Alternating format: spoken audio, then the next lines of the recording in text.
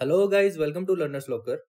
Guys, आज की इस वीडियो में हम लोग कवर करने वाले हैं प्रोसेस मैनेजमेंट। उससे पहले अगर आपने अभी तक हमारे टेलीग्राम चैनल को सब्सक्राइब नहीं किया है तो प्लीज उसको जाके सब्सक्राइब कर लीजिए। वहां पे बहुत सा ऐसा कंटेंट आपको प्रोवाइड कर दिया जाता है जो कि इंपॉर्टेंट रहता है आपके एग्जाम पॉइंट ऑफ व्यू से। तो चलिए बिना टाइम गवाए आज के टॉपिक पे चलते हैं, जो कि है प्रोसेस मैनेजमेंट। तो प्रोसेस मैनेजमेंट एक फंक्शन है आपके ऑपरेटिंग सिस्टम का। अब प्रोसेस मैनेजमेंट में हमें पहले ये चीज पता होनी चाहिए कि प्रोसेस होता क्या है।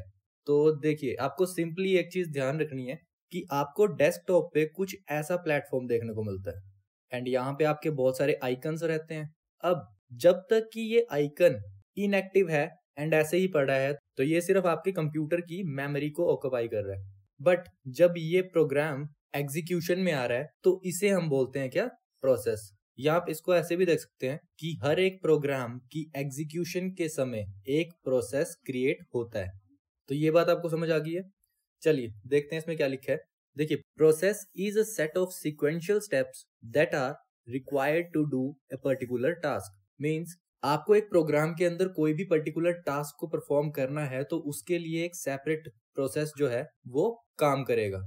एंड प्रोसेस है क्या? Basically set of sequential steps. Then अब एक प्रोसेस जो है वो बेसिकली एक इंस्टांस होता है आपके प्रोग्राम का। एंड कौन से प्रोग्राम का? जब कोई प्रोग्राम आपका एग्जीक्यूशन में हो। ये बात तो आपको पता ही है। देन अब प्रोसेस जो होता है उसको एक कंप्यूटर के अंदर अपनी टास्क को कंप्लीट करने के लिए बहुत सारे रिसोर्सेज की जरूरत पड़ती है। अब वो रिसोर्सेज आपके सीपीयू भी हो सकता है, मेमोरी भी हो सकती है, देन इनपुट आउटपुट डिवाइसेस भी रह सकते हैं एंड ऐसे बहुत सारे रिसोर्सेज जिनके जरिए कि वो अपने टास्क को अकम्प्लिश कर सकता है। तो ये चीजें तो आपको पता ही होंगी। देन अब ये जो रिसोर्सेज हैं ये इस प्रोसेस को या तो इसके क्रिएशन के टाइम पे या फिर एग्जीक्यूशन के दौरान कभी भी एलोकेट किए जा सकते हैं। ये भी आपको पता चल गया। अब देखिए, बेसिकली इस प्रोसेस को मैनेज करने का काम किसका है? ऑपरेटिंग सिस्टम का।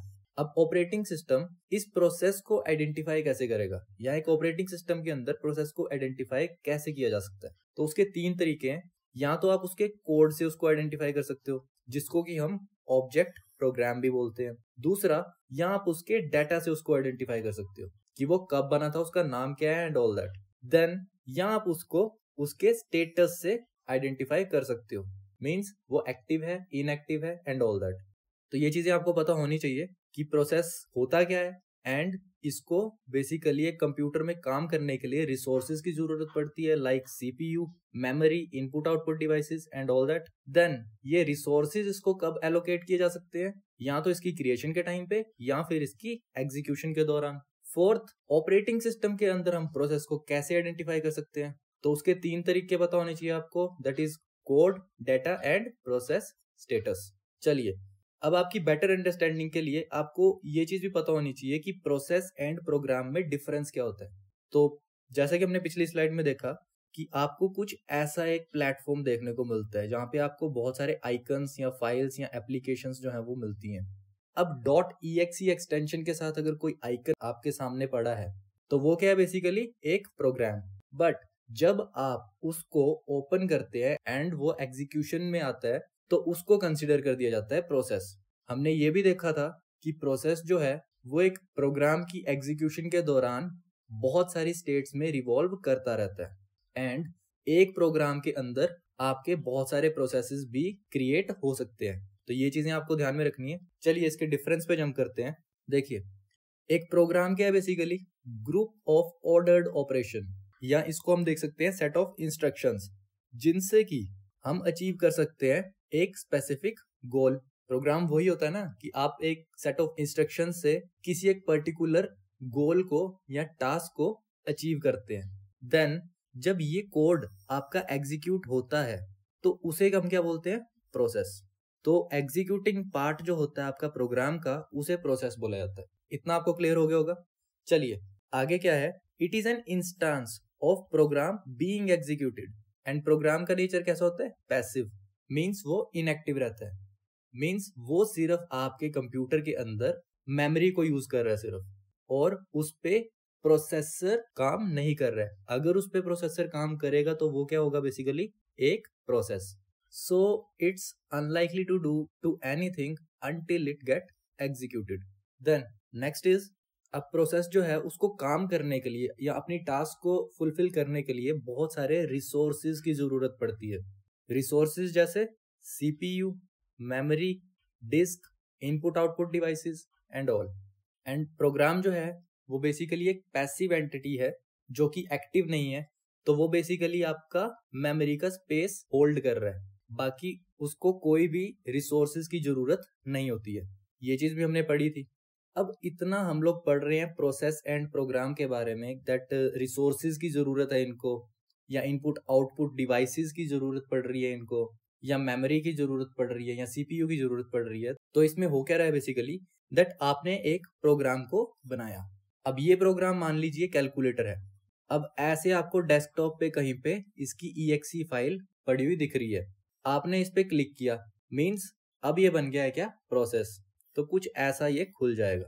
अब हर एक काम के लिए यहाँ पे डिफरेंट प्रोसेस हो सकता है। अब इस चीज का बेसिक मोटो क्या है बनाने का, ये चीज हमने अपने स्टार्टिंग लेक्चर में पढ़ी थी ना, that data processing and information.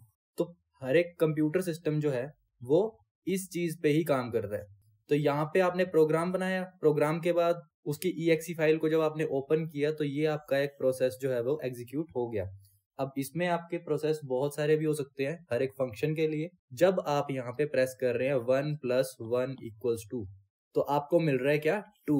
तो ये चीज आपकी डाटा है एंड इस पे फर्दर प्रोसेसिंग हुई है, एंड ये चीज जो आपको मिल रही है 2, दैट इज इंफॉर्मेशन। तो आपको ये वाला कॉन्सेप्ट जो है वो हमेशा ध्यान में रख के चलना है, इससे आपको लिंक करना है। चलिए आगे क्या है, अब जो प्रोसेस होता है उसका शॉर्टर लाइफ स्पैन होता है। वो कैसे, क्योंकि जब भी कोई प्रोसेस क्रिएट होता है तो वो टर्मिनेट होता है जैसे ही उसकी टास्क जो है वो कंप्लीट हो जाती है। बट एक प्रोग्राम जो है उसका लॉन्गर लाइफ स्पैन होता है। वो कैसे, क्योंकि वो बेसिकली मेमोरी स्पेस को यूज कर रहा है आपके कंप्यूटर सिस्टम में, एंड उसको आपको अपनी नीड के according manually install and delete करना पड़ता है। देन अब ये चीज हमने पढ़ी थी कि एक प्रोसेस जो है वो डायनामिक एंड एक्टिव एंटिटी है, जबकि एक प्रोग्राम जो है वो एक पैसिव और स्टैटिक एंटिटी है। मींस ये आपका इनएक्टिव रहता है एंड जो प्रोसेस है ये आपका क्या रहता है, एक्टिव। अब इसको और ज्यादा क्लियर करने के लिए एक लाइव एग्जांपल देख लेते हैं। देखिए ये एक टास्क मैनेजर है। अब यहाँ पे अब ये जो पर्सन है ये यूज कर रहा है आपका Google Chrome, then snippet tool and task manager. Means ये 3 प्रोग्राम इसने करंटली ओपन किए हैं। देन कुछ बैकग्राउंड प्रोसेसेस भी यहाँ पे चले हैं जो कि इस यूजर को विजिबल नहीं है। वो विजिबल होंगे जब ये टास्क मैनेजर को ओपन करके देखेगा, बट करंटली कोई और प्रोग्राम यहाँ पे नहीं चल रहा है। ये चीज आपको क्लियर होगी। बट अब इस गूगल क्रोम के प्रोग्राम के अंदर कितने प्रोसेसेस आपके करंटली चल रहे हैं, तो वो भी आप देख सकते हैं। देखिए यहाँ पे लिखा है ना 43, तो 43 गूगल क्रोम के प्रोसेसेस यहाँ पे चले एंड यहाँ पे इसका बताया है कि वो कितना मेमोरी को यूज कर रहा है, कितना डिस्क यूज कर रहा है, नेटवर्क एंड सीपीयू। तो सारे के सारा स्टैटिक्स आपको यहाँ पे इसके मिल जाते हैं। अब गूगल क्रोम जो है वो एक सिंगल प्रोग्राम है, बट उसके अंदर बहुत सारी टास्क को फुलफिल करने के लिए डिफरेंट प्रोसेसेस जो हैं वो एग्जीक्यूट होते रहते हैं। तो वो सारे के सारे यहाँ पे आपको देखने को मिल जाते हैं। ये देखिए, अब इस चीज को आप अपने घरों में भी चेक कर सकते हैं। आप अपने कंप्यूटर में टास्क मैनेजर खोलिएगा एंड वहां पे आप देख सकते हैं कि आपके एक सिंगल प्रोग्राम के अंदर कितने सारे प्रोसेसेस जो हैं वो काम कर रहे हैं। तो होप आपको प्रोसेस एंड प्रोग्राम के बीच में क्या डिफरेंस होता है वो भी समझ आ गया होगा। देन नेक्स्ट हम लोगों ने देखा था दैट एक प्रोग्राम की एग्जीक्यूशन के दौरान एक प्रोसेस भी क्रिएट होता है एंड उसके बंद होने तक वो प्रोसेस जो है वो डिफरेंट स्टेट्स में रिवॉल्व करता रहता है। अब वो स्टेट्स कौन कौन सी हैं उसका आपको पता होना चाहिए। चलिए इसको थोड़ा सा ओवरव्यू लेने के लिए एक एग्जांपल से इस चीज को समझते हैं। अब बचपन में आप लोग अपने क्लास टीचर को नोटबुक सबमिट करवाते थे अपना होमवर्क चेक करवाने के लिए एंड ऑल दैट। तो वहां पे आपको कुछ ऐसा सेटअप देखने को मिलता था दैट ये यहाँ पे आपकी क्लास टीचर बैठे रहते थे एंड यहाँ पे सामने एक टेबल था जिसपे कि एक स्टैक ऑफ नोटबुक्स रहता था, जहाँ पे कि जिसको भी नोटबुक चेक करवानी होती थी वो यहाँ पे जाके इसको रख देता था एंड टर्न बाय टर्न आपका क्लास टीचर जो है वो इस चीज को चेक करेगा एंड पास ऑन कर देगा आगे। तो यहाँ पे आपने मान लेना है दैट ये जो आपके क्लास टीचर है ये बेसिकली सीपीयू है, ये टेबल नहीं रिसोर्सेज है, एंड ये नोटबुक्स नहीं प्रोसेसेस हैं। अब आपको एक नोटबुक तैयार करनी थी, तो आपने क्या किया, एक नोटबुक बना ली। अब जब तक ये नोटबुक आपके पास है मींस ये नोटबुक बन चुकी है, रेडी है सबमिट करने के लिए। तो ये अभी कौन सी स्टेट में है, न्यू स्टेट में। मींस आपने ये चीज बना ली है फर्दर इसको सबमिट करने के लिए। दूसरी बात कि इसको अभी कोई भी रिसोर्स जो है वो एलोकेट नहीं किया गया है। थर्ड, इस पे सीपीयू भी अभी काम नहीं कर रहा है। तो बेसिकली ये एक प्रोसेस आपने क्रिएट कर दिया है। तो ये कौन सी स्टेट में है अभी, न्यू स्टेट में। अब जब आप ये नोटबुक इस टैग में कहीं पे प्लेस कर देंगे मींस सबमिट आपने कर दिया, तो ये जो आपका प्रोसेस है ये रेडी स्टेट में पहुंच चुका है। रेडी स्टेट में मींस इस डेस्क के ऊपर पड़ा है ये, मींस अब ये जो प्रोसेस है ये सारे के सारे रिसोर्सेज जो है वो यूज कर रहा है, बस इस पे सीपीयू काम नहीं कर रहा अभी। देन जब आपकी क्लास टीचर आपकी नोटबुक को चेक करेगी तब आपका ये जो प्रोसेस है वो रनिंग स्टेट पे होगा। मींस अब आपका जो प्रोसेस है उस पे सीपीयू काम कर रहा है। ये चीज आपको समझ आ गई। अब मान लीजिए यहाँ पे एक स्टूडेंट आ जाता है एंड बोलता है ma'am may I go to washroom और may I go to drink water, and आपकी क्लास टीचर जो है वो थोड़े गुस्से में है। तो यहाँ पे क्या है, ये इस स्टूडेंट को डांटना स्टार्ट कर देती है।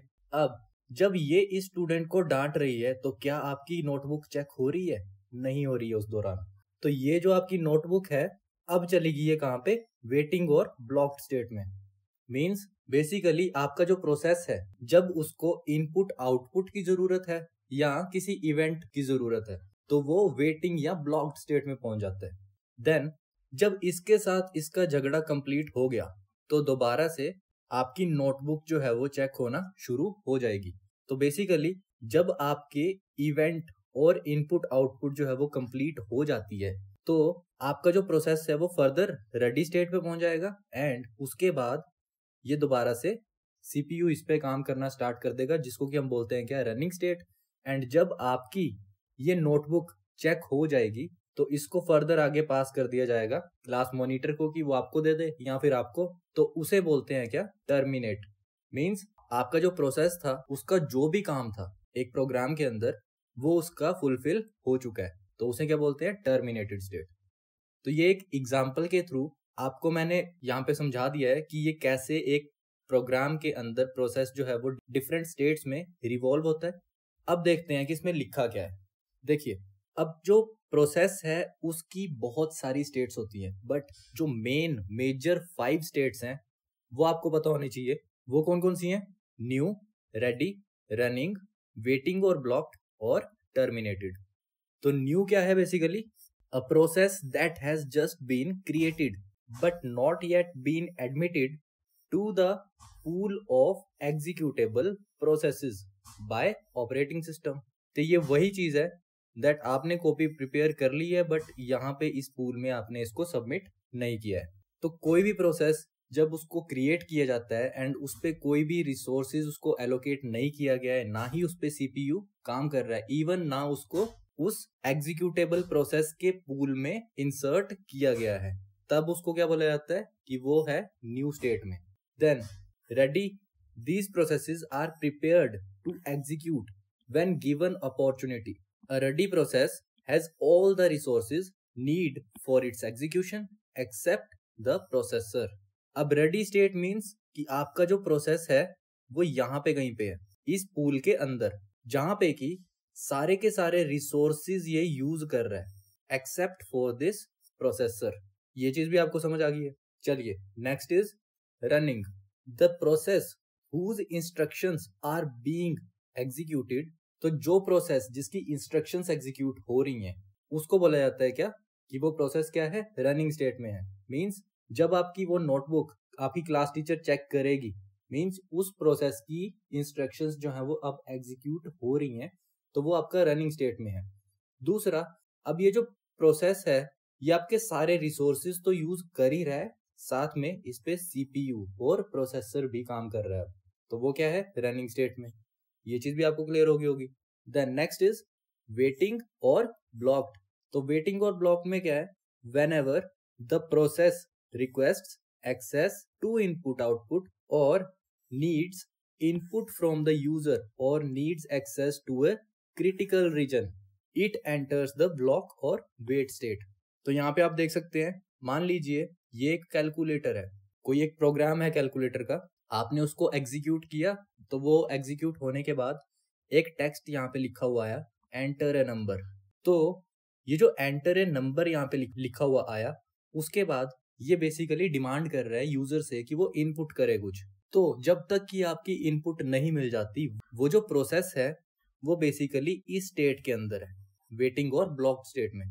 जब आप यहाँ पे 1 प्रेस कर देंगे तो फर्दर वो आगे रेडी होके उस पे जो प्रोसेसर है वो काम करेगा एंड वो रनिंग स्टेट में आ जाएगा। एंड फर्दर आगे क्या आएगा, एंटर सेकंड नंबर। अब एंटर सेकंड नंबर के बाद दोबारा से वो डिमांड कर रहा है कि यूजर इनपुट करे।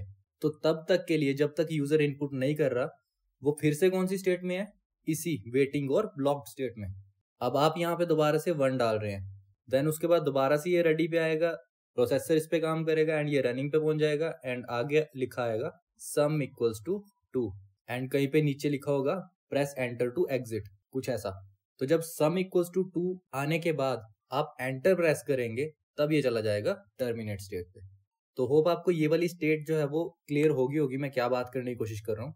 देखिए, process continues to wait in the main memory and does not require CPU। Once input output operation is completed, the process goes to the ready state।